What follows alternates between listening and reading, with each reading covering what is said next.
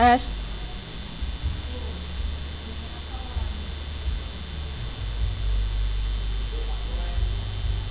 Assalamualaikum warahmatullahi wabarakatuh. Perkenalkan, saya Neneng Mutiara, NPM 20030100043, akan mensosialisasikan materi tentang pendidikan karakter anti korupsi. Seandainya negara kita bebas dari korupsi. Korupsi adalah kejahatan yang luar biasa. Kita jumpai kenyataan bahwa tinggi rendahnya tingkat korupsi di sebuah negara hampir pasti berhubungan tinggi rendahnya tingkat perekonomian negara tersebut. Semakin baik level perekonomian sebuah negara biasanya disebabkan oleh rendahnya angka korupsi di negara tersebut.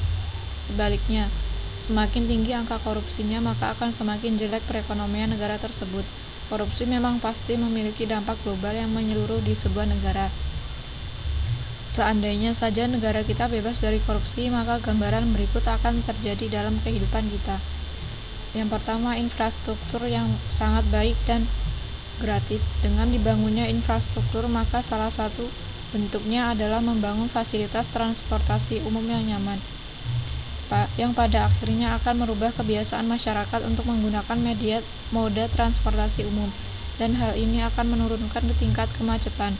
Dengan menurunnya tingkat kemacetan, maka akan meningkatkan efisiensi ekonomi. Dalam hal ini salah satunya distribusi. Biaya transportasi akan semakin rendah dan diikuti dengan harga turun, maka barang semakin terjangkau. Listrik, gas, BBM bersubsidi dan murah. Biaya pendidikan sangat murah dan bahkan gratis. Hak setiap warga negara untuk mendapatkan pendidikan diatur pada Undang-Undang Dasar 1945 Pasal 31. Dengan negara yang bebas korupsi, maka pemanfaatan anggaran pendidikannya yang diprioritaskan sekurang-kurangnya 20% dari anggaran pendapatan dan belanja negara. Maka diharapkan dapat digunakan dengan sebaik-baiknya, sehingga setiap warga negara berhak mendapatkan pendidikan wajib dasar 9 tahun. Biaya kesehatan yang murah hingga gratis. Alokasi APBN dalam menyediakan pelayanan kesehatan masyarakat dapat maksimal. Salah satu bentuk usaha pemerintahan saat ini adalah dengan diadakannya Badan Penyelenggara Jaminan Sosial BPJS Kesehatan. Rakyat miskin ditanggung negara. Kemiskinan tidak ada. Dengan tingkat korupsi yang rendah, maka keuangan negara dapat dikelola dengan baik oleh pemerintah untuk menciptakan lapangan kerja yang besar. Lapangan kerja ini diantaranya dengan melakukan pembangunan padat karya seperti membangun infrastruktur yang pada akhirnya akan dipergunakan oleh masyarakat luas dengan harapan akan menggerakkan pertumbuhan ekonomi, khususnya di daerah yang selama ini sulit untuk dicapai. Definisi korupsi. Pengertian korupsi telah dijelaskan dalam 13 buah pasal dalam Undang-Undang Nomor 31 Tahun 1999 dan Undang-Undang Nomor 20 Tahun 2001 tentang tindak pidana korupsi. Tindak pidana korupsi secara garis besar adalah seseorang yang memenuhi unsur-unsur perbuatan melawan hukum, penyalahgunaan kewenangan, kesempatan dan sarana memperkaya diri sendiri, orang lain atau korporasi dan merugikan keuangan negara atau perekonomian negara. Jenis atau delik tindak pidana korupsi yaitu yang pertama, kerugian negara, yang kedua, suap menyuap, penggelapan dalam jabatan, pemerasan, perbuatan curang dalam pengadaan, benturan kepentingan, dan gratifikasi. Contoh perilaku korupsi dalam lingkungan masyarakat atau lingkungan sekitar, yaitu memberi uang pelicin untuk mempercepat urusan administrasi seperti pembuatan KTP dan KK dan lain sebagainya. Adapun perilaku koruptif lainnya yang juga biasa dilakukan di lingkup publik, diantaranya pemberian uang damai kepada polisi saat melanggar lalu lintas. Contoh lain, penggunaan petugas KUA yang meminta uang tambahan untuk transport, pemberian uang jaminan kepada guru agar anaknya diterima masuk ke sekolah yang diajarnya, hingga pembagian uang dan barang pada pelaksanaan pemilu. Faktor-faktor penyebab korupsi. Faktor penyebab korupsi meliputi dua faktor, yaitu faktor internal dan faktor eksternal.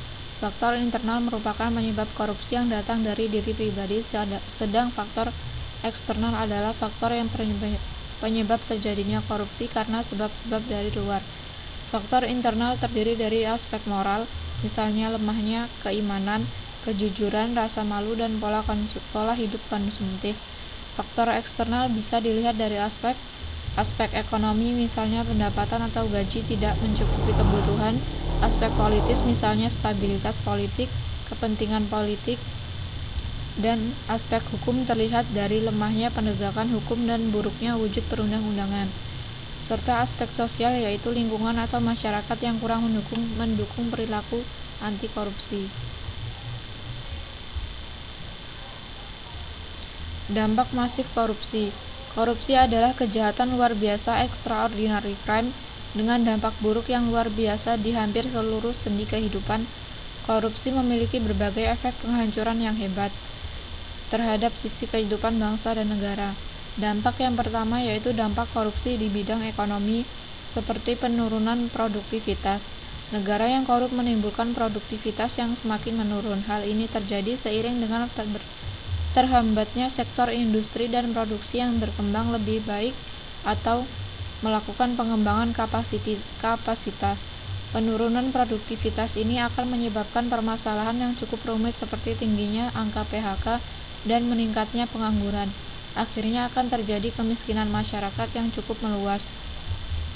Dampak korupsi di bidang ekonomi yang lain yaitu menurunnya pendapat negara dari pajak, meningkatkan utang negara, menurunnya pertumbuhan ekonomi dan investasi, rendahnya kualitas barang dan jasa, menambah beban dalam transaksi ekonomi, ketimpangan pendapatan, dan meningkatkan kemiskinan.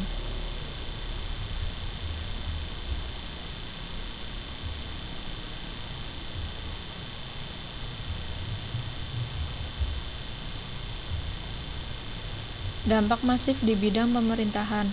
Yang pertama yaitu etika sosial yang mati. Melindungi seorang koruptor dengan kekuatan politik adalah salah satu indikasi runtuhnya etika sosial politik. Birokrasi tidak efisien. Birokrasi memiliki tujuan untuk memberikan pelayanan kepada publik, namun bagaimana jika pelayanannya sangat sulit dan berbelit-belit? Tentunya masyarakat akan sangat kesulitan jika ingin mengurus dokumen-dokumennya. Belum lagi jika untuk mempercepat pelayanan masyarakat diharuskan untuk membayar. Inilah yang dinamakan pungli. Birokrasi pemerintahan seharusnya gratis untuk masyarakat dan tidak mempersulit. Seharusnya birokrasi pemerintah ini mengedepankan kepentingan masyarakat, bukan kepentingan pribadi atau kelompok saja. Jika banyak pungli dan suap negara tidak akan maju. Korupsi terjadi di mana-mana. Dampak korupsi di bidang hukum. Peraturan perundang-undangan tidak efektif. Aparat hukum semestinya menyelesaikan masalah dengan fair dan tanpa adanya unsur pemihakan.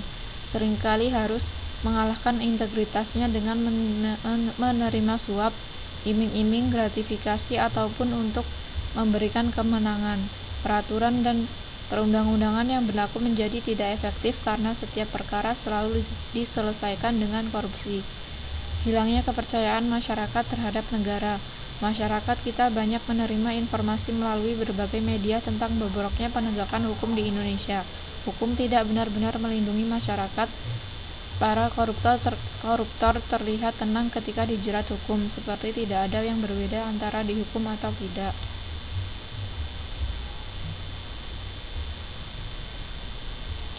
Dampak di bidang politik yaitu munculnya pemimpin koruptor.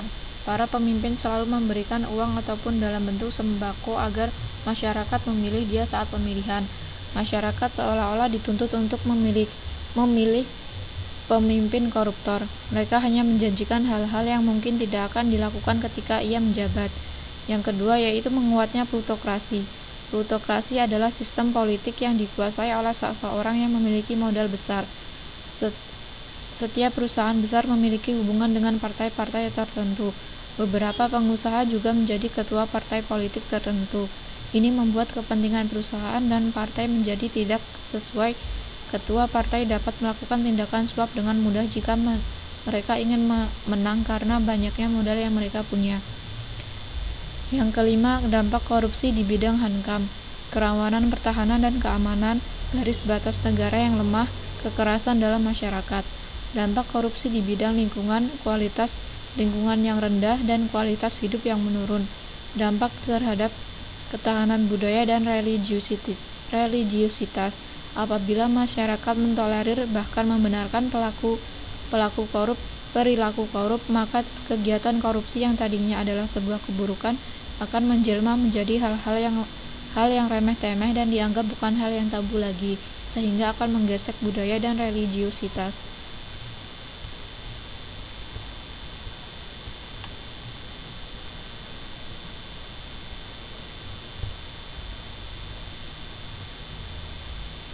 Dampak terhadap globalisasi.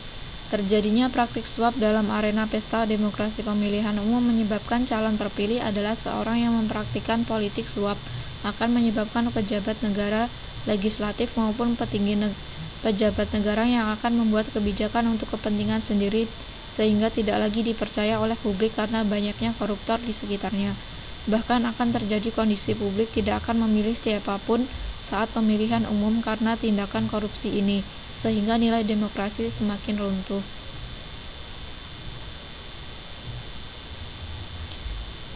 Nilai-nilai integritas yang diterapkan untuk pencegahan korupsi. Integritas adalah kata yang berasal dari bahasa lain yaitu integer yang artinya utuh dan lengkap. Integritas dalam KBBI adalah suatu mutu, sifat atau keadaan yang menunjukkan satu kesatuan yang utuh, sehingga memiliki potensi dan kemampuan yang memancarkan kewibawaan serta kejujuran. 9 nilai-nilai integritas anti korupsi. Yang pertama yaitu 1. Jujur, disiplin, tanggung jawab, adil, berani, peduli, kerja keras dan mandiri, serta sederhana.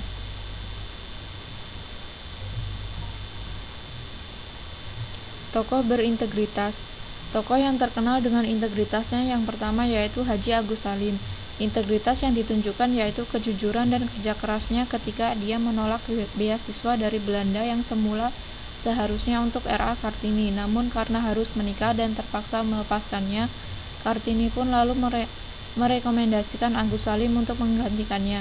Agus Salim menolak pengalihan beasiswa tersebut karena merasa bukan karena jerih payahnya.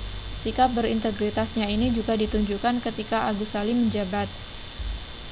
Walau bertitel menteri dan pejabat negara, namun Agus Salim sengaja hidup dalam kesederhanaan.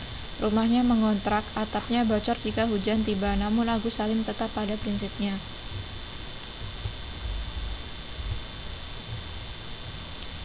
Tokoh berintegritas yang selanjutnya yaitu Hugeng Iman Santoso.